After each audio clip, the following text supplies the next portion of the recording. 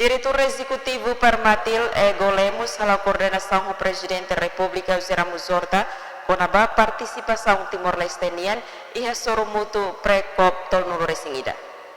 Banhira Ramata Hassorumalu, diretor executivo Permatil Ego Lemos, jornalista e a Palácio Presidencial Nicolau Lobato Hateten, Hassoro Presidente atu halo coordenação com a preparação pré-COP Batul Nulu Resing Ida, nebe mak plano se halau iha entre Fizi no Vanuatu tinangne.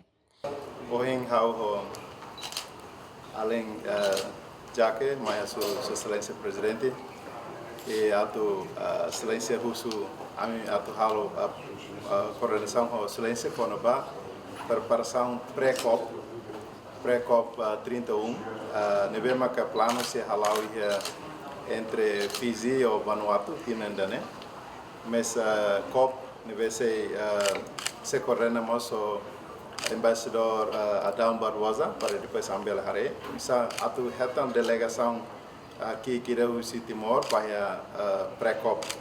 Discussão ne focaliu ba participação Timor-Lestenian e a Soromuto pré-COP Tolnulu Resingida e a Fizi no Vanuatu, incluímos delegação oficial ba COP Tolnulu Resingida, nebe presidente confirma katak se lidera o primeiro-ministro Sanana Guzmão, no embaixador nacional ba mudança climática Adão Barbosa.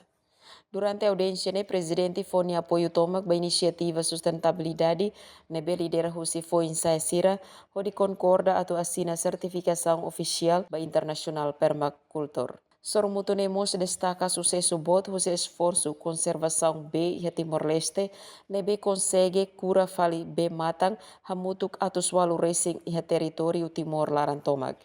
Ego Lemos informa ba presidente konaba Permatil Global, inisiativa fong ida atau exporta modelo Timor Niang nebe sucesso ne ba vizinho Sira e Pacífico hanesang Samoa no Papua Nova Guinea.